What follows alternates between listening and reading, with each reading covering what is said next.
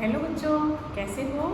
उम्मीद है आप लोग स्वस्थ होंगे, मस्त होंगे और अपनी पढ़ाई कर रहे होंगे। आज हम हिंदी का एक नया पाठ इनाम पढ़ने वाले हैं, जिसके लेखक हैं अरुण। यह एक हास्य व्यंग्यात्मक निबंध है। हास्य व्यंग्यात्मक मतलब हंसे हंसे में व्यंग किया गया। व्यंग किया मतलब जो समाज की मानसिकता होती है उस पर प्रहार किया गया कि समाज में रहने वाले लोगों की क्या क्या मानसिकता रहती है, उनकी क्या क्या विसंगतियाँ हैं। इसे इस पाठ में हास्य के माध्यम से प्रस्तुत किया गया है। किसी विषय का तार्किक, बौद्धिक, विवेचनापूर्ण लेख निबंध हास्य व्यंग्यात्मक निबंध होता है। हास्य व्यंग में उपहास का प्राधान्य होता है, मतलब इसमें हंसी हंसी में मजाक उड़ाया जाता है। प्रस्तुत पाठ में लेखक ने रेफ्रिजरेटर का आधार लेकर समाज के विभिन्न विसंगतियों पर हास्य के माध्यम से प्रहार किया है कि किस प्रकार लोग अपनी सोच से अपनी विसंगतियाँ प्रस्तुत करते हैं।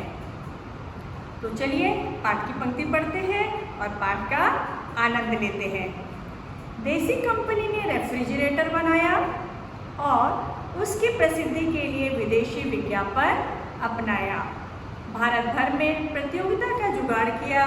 सवाल था, इस रेफ्रिजरेटर को खरीदने के क्या 7 लाभ हैं। 1 अप्रैल को फल निकलना था। जिस या जिन प्रतियोगी का उत्तर कंपनी के मुहर बंद उत्तर से मेल खा जाएगा, उसे या उन्हें एक रेफ्रिजरेटर मुफ्त इनाम दिया जाएगा।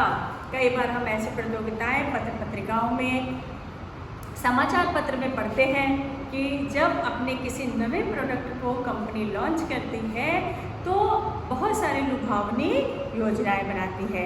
तो इस रेफ्रिजरेटर कंपनी वालों ने क्या किया कि रेफ्रिजरेटर के 7 लाभ, और उन्होंने कहा कि ऐसे उन्होंने इस रेफ्रिजरेटर के जो लाभ हैं वो एक लिफाफे में लिख कर रखे हैं, और लोगों के आंसर और कंपनी के आंसर अगर आपस में मेल खाते हैं तो उन्हें कंपनी क्या करेगी, विजेता घोषित करेगी। भारत भर में धूम मच गई। मेरे विचार से इतने उत्तर अवश्य पहुँचे कि उनकी रद्दी बेचकर एक रेफ्रिजरेटर के दाम तो वसूल हो गए होंगे। लॉटरी खुलने वाले दिन से पहली रात थी। हम सब बाहर छत पर लेटे थे। हेमंत ने कहा, पिताजी हम रेफ्रिजरेटर रखेंगे कहाँ? लेखक के घर में भी अब बातचीत शुरू हो गई। पत्नी ने उत्तर दिया, क्यों, रसोई में जगह कर लेंगे। तुमने बिजली कंपनी में दरख्वास्त भी दे दी है, घरेलू पावर चाहिए उसके लिए।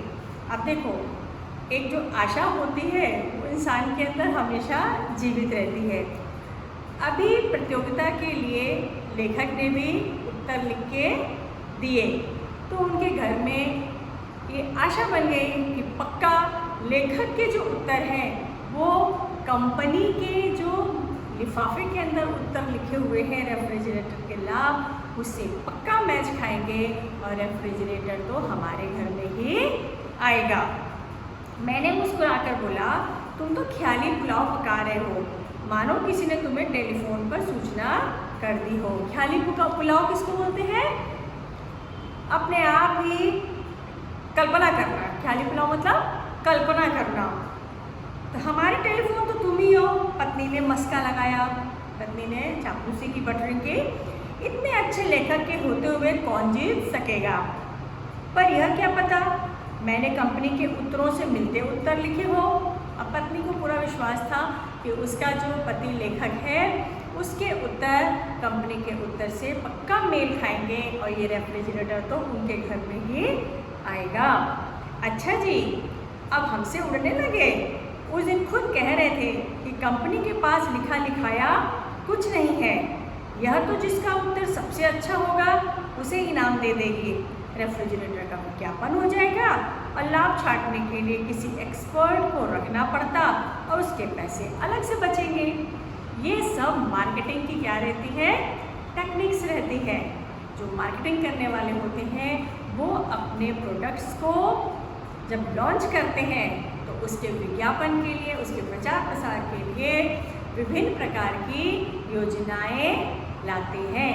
तो ये रेफ्रिजरेटर के लाभ लिखना भी उसी के अंतर्गत था। वह तो समय समय पर दिमागी लहरें दौड़ती हैं। अमिता ताली पीट कर बोली। अमिता कौन? लेखक की बेटी।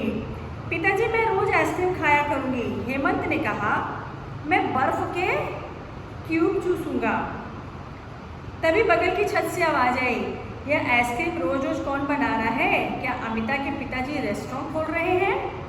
हेमंत चिल्लाया, नहीं ताऊ जी, कल हमारा रेफ्रिजरेटर आ रहा है। अमिता भी खिलखिलाई, उसमें रोजाना आइसक्रीम जमाया करेंगे। बच्चे एकदम से चुप रहते नहीं है, उन्होंने बोल दिया। ताऊ जी ने कहा, क्या लॉटरी वाले की बाबत कह रहे हो? वह तो मेरे नाम आ रहा है। अब ताऊ जी भी उधर क्या थे, कंफर्म थे कि ये जो लॉटरी खुलेगी तो उसमें उनका नाम होगा। मैंने नम्र स्वर में पड़ोसी दीनदयाल को पुकारा, क्या आपने भी उत्तर भरकर भेजा है? हाँ, क्योंकि मेरा उत्तर तुमसे सही है, इसलिए रेफ्रिजरेटर मिलेगा तो मुझे। खैर बच्चों, आइसक्रीम तो तुम्हें खिलानी ही पड़ेगी। ऐसा किसने कहा? पड़ोसी ताऊ जी ने। बच्चे मायूस हो गए, बच्चे उदास हो गए। किस्मत की बात है, अगले दिन लॉटरी खुली और रेडियो में पता चला कि सब उत्तर ठीक हैं। उन दो भाग्यवानों में से एक मैं हूँ, मतलब लेखक का नंबर लग गया। रेफ्रिजरेटर मुंबई से आते आते काफ़ी दिन लग गए। इतने में मैंने बिजली का प्रबंध कर लिया। उसका आना था कि सगे संबंधियों में, मित्रों और मोहल्ले में धूम मच गई। सब देखने आने लगे कि जैसे कोई बहू को देखने आता है। मुझे शक है, यदि मैं अपने कमाए पैसों से खरीदता तो भी ऐसी भीड़ लगती क्या? यह सब लॉटरी का प्रताप था। ऐसा कौन कह रहा है? लेखक कह रहा है। लेखक के नाम पे जब लॉटरी निकली, रेफ्रिजरेटर आया तो उनके घर में बधाई देने वालों का तांता लग गया। कुछ दिल से बधाई दे रहे थे, कुछ चिढ़ रहे थे, कुछ शक कर रहे थे। पहले दिन आने वालों को पत्नी ने शिकंजी बनाकर पिलाई। शिकंजी मतलब शरबत। कुछ शौकीनों के लिए चाय बनाई। भीड़ बढ़ती हुई गई तो घबराकर उसने हथियार टेक दिए। उसको घबराहट होने लगी तो उसने कुछ भी बनाना बंद कर दिया। झांकी देखने वालों का तांता बंधा था। एक जाता था, दो आते थे। बच्चों ने पहले से बोतलें इकट्ठे कर रखी थी। आठों में पानी भर रखा था, परंतु वे पल पल में खाली हो रही थी। पानी कैसे ठंडा होता? दिनेश ने छींटा छोड़ा, अबे यह तो पानी को गर्म बना रहा है। अच्छा, ये बेटा कहानी कब की है? काफ़ी पुरानी है, जब ये टीवी, फ्रिज ये सब घर में आना बहुत बड़ी चीज़ मानी जाती थी, और वो भी अगर किसी को इनाम में लग जाए तो ये बहुत बड़ी बात थी। मैं हंस कर बोला, भीड़ नहीं देखी, हम खुद गर्म हो रहे हैं। पानी रखे मुश्किल से 1 मिनट हुआ होगा। लकीर की फ़कीर बोली, क्यों बेटा, किस देवी की मान्यता मानी थी? हमें भी बता देता। मतलब कौन सी मन्नत मानी थी जिससे तुम्हारी लॉटरी लग गई? मैं हंसकर बोला, भीड़ नहीं देखी, हम खुद गर्म हो रहे हैं। पानी रखे मुश्किल से 1 मिनट हुआ होगा। तो एक लकीर की फ़कीर बोली, क्यों बेटा, किस देवी की मान्यता मानी है? हमें भी बता देना। कुड़मगंज ने सुनाया, भाई मैंने भी उत्तर लिख रखे थे, किंतु कोई आए और लेकर जल्दी बने। मैंने फिर दोबारा दिमाग पर जोर नहीं डाला। तो इस प्रकार रेफ्रिजरेटर देखने के लिए जो लोग आए थे वो अपने अपने विचारों के अनुसार, अपने अपनी सोच के अनुसार लेखक को कुछ न कुछ बोलकर जा रहे थे। उनके साथी ने पूछा, कहीं अरुण तो नहीं उठा लाया? नहीं नहीं, पर क्या कहा जा सकता है, यह मैं जानता हूँ कि वे सब जवाब बिल्कुल ठीक थे। जला पुनः बोला, जब बिजली का बिल आएगा तब बच्चों को पता चलेगा कि सफ़ेद हाथी बांध लिया है। अब लेखक के घर में रेफ्रिजरेटर आया, देखने के लिए भी लोग आए, लेकिन उनको अंदर से खुशी नहीं हुई और अलग अलग प्रकार के लोग अपनी अलग अलग प्रकार के विचार देने लगे। सफ़ेद हाथी का मतलब होता है, सफ़ेद हाथी को पालना बहुत मुश्किल होता है, उसका रहन सहन, साज संभाल, खाना पीना सब बहुत महंगा होता है। तो एक ने क्या बोला, अब इनको पता चलेगा जब बिजली का बिल ज़्यादा आएगा। शक्की ने कहा, मुझे पता है, अरुण का रिश्तेदार कंपनी में नौकर है, उसने असली जवाब इसे चुपके से लिख भेजे, कि मुफ्त का रेफ्रिजरेटर घर में ही रह जाए। एक तो लगातार लोगों का आना लेखक को परेशान कर रहा था, दूसरे इस जलीकटी ने कांटों में डंक का काम किया। हम दोनों बिलबिला उठे। लेखक वैसे ही लेखक और उसकी पत्नी इतनी भीड़ घर में आ रही थी, उससे बहुत परेशान थे। ऊपर से जो आ रहे थे वो अपने अपने मन के अनुसार कुछ न कुछ बोलकर जा रहे थे। एक बिगड़े दिल ने हेमंत को पुचकार कर पूछा, लेखक के बेटे को पुचकार कर पूछा, क्यों बेटे, तुम्हारे पिताजी कितने दिन पहले मुंबई गए थे? उसे निश्चय था कि मैं मुंबई जाकर इस रेफ्रिजरेटर के पैसे दे आया हूँ और अपने नाम से इसे लॉटरी में जीतने का अनुबंध करके आया हूँ। बच्चे से यह तिरछा सवाल पूछकर उससे वह कबूल करवाना चाहते थे, पर बच्चों को इन झगड़ों से क्या, वे तो अपनी ही खुशी में क्या थे, मस्त थे और सबको हंस हंस कर अपने घर में आए हुए नए रेफ्रिजरेटर को दिखा रहे थे। हेमंत बोतलों से पानी पिला रहा था और अमिता खाली बोतलें भरकर लगा रही थी। खैर राम राम करके उस दिन के टंटे से तो पीछा छूटा, लेकिन आगे क्या आने वाला था उसका हमें आभास भी नहीं था। दिन भर आने जाने वाले लोगों की आवाभगत करते, उन्हें पानी पिलाते। लेखक और उनकी पत्नी इस भीड़ से बहुत ज़्यादा परेशान हुए थे, लेकिन उन्हें नहीं पता था कि आगे और क्या परेशानी आने वाली है। शांति बुआ ने शुरुआत की। उनके हाथ में ढका कटोरा था। आवाज़ लगाती चली आई, अरे बहू कहाँ है, जरा इधर तो सुन। कल के भंबड़ से, भंबड़ मतलब ढेर सारी भीड़ आ गई थी, आज की शांति बड़ी प्यारी लग रही थी, इसलिए हम दोनों का मूड ठीक था। किन दोनों का? लेखक और उसकी पत्नी विमला का। पत्नी ने बड़े स्वागत से उन्हें बिठाया। बैठिए बुआ जी बैठिए। अजी जरा बोतल से पानी भेजना। बुआ जी बड़ी जल्दबाज है, ठंडा पानी पीकर उठ गई। चल रही हूँ बहू, अभी चूल्हा नहीं बुझाया, यह आटा बच गया था, गर्मी में सड़ जाता। मैंने कहा तेरे रेफ्रिजरेटर में रखाऊं, शाम को मंगा लूँगी। पत्नी का दिल बाग बाग हो गया। बाग बाग होना मतलब अत्यंत प्रसन्न होना। शब्दों में मिश्री घोलकर बोली, बुआ जी आप चिंता ना करें, मैं शाम को हेमंत के हाथ भिजवा दूँगी। कटोरा ले लिया गया और रेफ्रिजरेटर में रख दिया गया। उसी संध्या को लाला दीनदयाल पधारे। उनके हाथ में मिठाई का बोरिया था। गुस्से के बारे में पहले दिन नहीं आए थे, इसलिए उन्हें देखकर लेखक को क्या हुई, दुगनी खुशी हुई। सोफे पर टिकाते हुए बोला, कहिए लाला जी अच्छी तरह से? उनका हाल चाल पूछा। सब भगवान की कृपा है, तुम तो ठीक ठाक हो, आपकी दया है। फिर लाला जी कहते हैं, सुना है तुम्हारा रेफ्रिजरेटर आ गया? हाँ जी, आपकी दुआ से लॉटरी में जीत गया, आइए देखिएगा। वे बैठे रहे, बोलने लगे, देखकर क्या करूँगा, विदेश की नकल करी होगी। यहाँ पर भी उनके अंदर की चिढ़ झलक गई। मैं चुप रहा।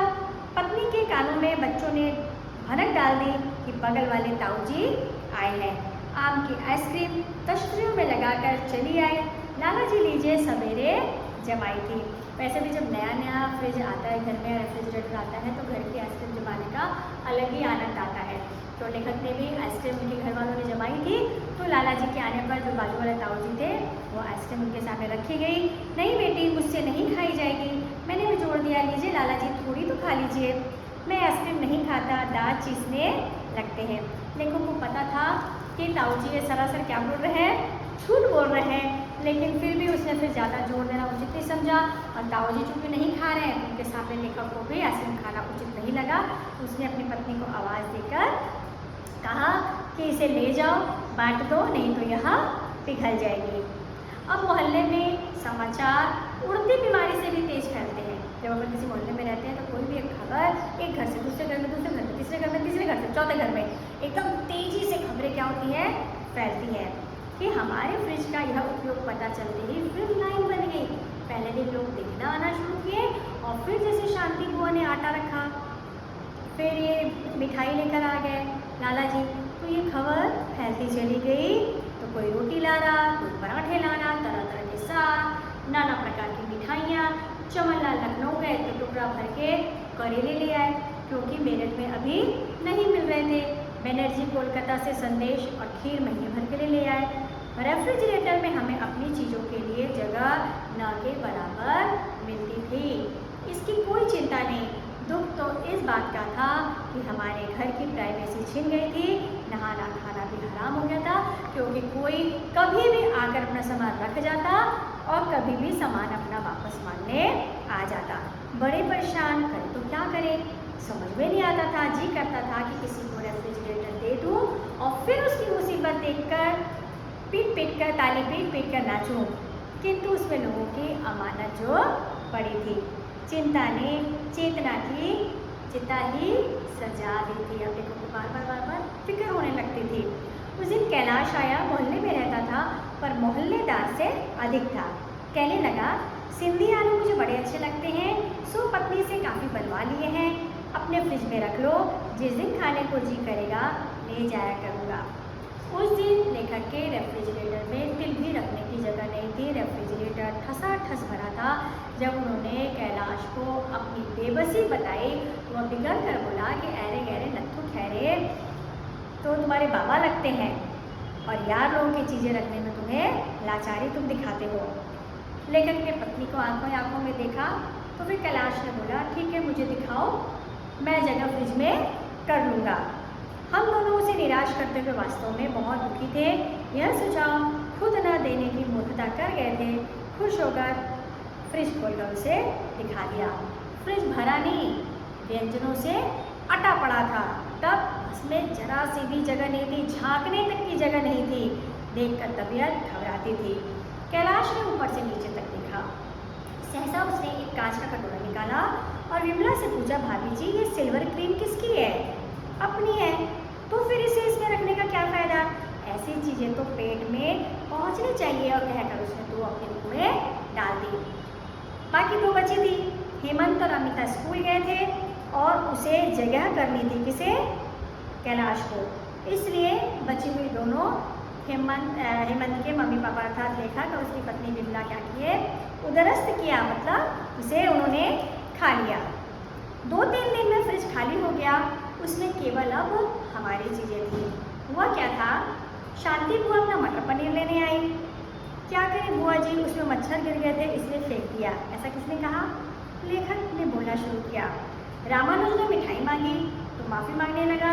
चाचा जी बड़ा शर्मिंदा हूँ, कल 3-4 मित्र आ गए थे, बाजार जाने का मौका न मिला, आपकी मिठाई से काम चला लिया। फिर मैं आप में और अपने में कोई भेद नहीं मानता। ये शब्द उन्हीं के थे जब वे मिठाई रखने के लिए आए थे। तो अब इस परेशानी से निकलने के लिए लेखक ने युक्ति का इस्तेमाल किया। जो सामान लेकर जाते थे उनके सामान को लेखक और उसके परिवार वालों ने यूज़ करना, इस्तेमाल करना शुरू कर दिया और उन्हीं के कहे हुए वाक्यों को उन्हीं के ऊपर डालना शुरू कर दिया। साग लेने चक्रवर्ती जी आए तो लाचारी दिखाई। भाई तुम्हें तो पता है कल कैसी धुआंधार बारिश थी। पत्नी बोली, जब घर में साग रखा है तब गिरने से क्या फ़ायदा, जैसा उन्होंने खाया वैसा हमने। रमा पराठे को पूछ रही थी तो विमला ने उत्तर दिया, सवेरे सवेरे एक साधु आए थे, बहुत पहुँचे हुए थे, घर में कुछ बना नहीं था खाने के लिए, तो उन्हें मैं खाली हाथ कैसे जाने देती, तो तुम्हारे पराठे दे दिए। अब रमा को थोड़ी सी शंका थी। उसने कहा, किंतु तुम तो साधु संतों पर विश्वास नहीं करती। तब विमला ने बात बनाई, वो फिर सारे मोहल्ले को तंग करता। मैंने पराठे तुम्हारी ओर से उसे दे दिए और साथ में तुम्हारे घर का पता भी बता दिया। झूठ समझो या सच, कल परसों जब वह तुम्हारे घर आकर आज के पराठे के लिए आशीष देगा, तुम्हें आशीर्वाद देगा और भोजन मांगेगा, तब तो तुम्हें मेरी बात माननी ही पड़ेगी। मैंने कहा ना, मोहल्ले में समाचार उड़ती बीमारी की भांति फैलते हैं। अब मेरे घर के पास कोई भी नहीं फटकता। कहाँ रेखा के घर में भंबड़ बचा हुआ था। फिर उसके बाद रेफ्रिजरेटर में सामान रखने के बहाने लोगों का आना जाना लगा रहता था। लेखक को अपना ही सामान रखने के लिए रेफ्रिजरेटर में जगह नहीं मिलती थी। अब लेखक ने भी युक्ति से कार्य किया और उसने लोगों की चीज़ों को इस्तेमाल करना शुरू किया। लोगों तक ये बात फैल गई कि इनके रेफ्रिजरेटर में कोई भी सामान नहीं रखना, वरना यह सामान क्या हो जाएगा, खत्म हो जाएगा। इस प्रकार लेखक ने अपने दिमाग का प्रयोग करके उसके ऊपर जो मुसीबत आई थी उससे उसने क्या किया, छुटकारा प्राप्त किया। इस प्रकार पाठ के प्रारंभ से अंत तक निबंध में हमें बहुत सी चीज़ें देखने को मिली। पहले वाले हिस्से में इंसान की आशा के बारे में पता चला कि लेखक ने जैसे उत्तर लिख के दिए तो घर के लोगों के मन में एक आशा उत्पन्न हो गई, एक विश्वास उत्पन्न हो गया कि लेखक ने जो उत्तर लिखे हैं वो पक्का रेफ्रिजरेटर कंपनी वालों के उत्तर से जरूर मिलेंगे। दूसरा जब प्रकरण चालू हुआ, जब से घर में रेफ्रिजरेटर आ गया तो लोगों की मानसिकता के बारे में पता चला कि लोग हमारी खुशियों में कम खुश होते हैं, बल्कि जो हमें खुशियाँ मिली हैं उसमें कोई जलते हैं, कोई कुढ़ते हैं, कोई शंका प्रकट करते हैं, कोई अलग अलग प्रकार के अपने विचार सुनाने लगते हैं, लेकिन हमारी खुशी में वास्तव में कोई शामिल नहीं होता। तीसरा वाला जब प्रकरण शुरू हुआ तो लोगों को लेखक के घर में लोगों ने उनके रेफ्रिजरेटर में अपना सामान रखना शुरू किया और लेखक जिसका सामान रखने के लिए मना करता तो उसे बातें सुनाते। कोई कहता कि तू रेफ्रिजरेटर घमंड हो गया, कोई बोलता कि मैं तुम्हारा मित्र ही नहीं हूँ, तुम मेरे साथ ऐसा कर रहे हो। और अंत में लेखक की चेतना जागृत हुई और उसने फिर लोगों का सामान इस्तेमाल करना शुरू किया, तो उसे इस मुसीबत से फिर बाद में छुटकारा मिला। तो उम्मीद है आपको यह पाठ अच्छे से समझ में आ गया होगा, आपने यह पाठ एंजॉय किया होगा। फिर मिलते हैं एक नए वीडियो में एक नए विषय के साथ। तब तक के लिए खुश रहिए, स्वस्थ रहिए और अपनी पढ़ाई करते रहिए।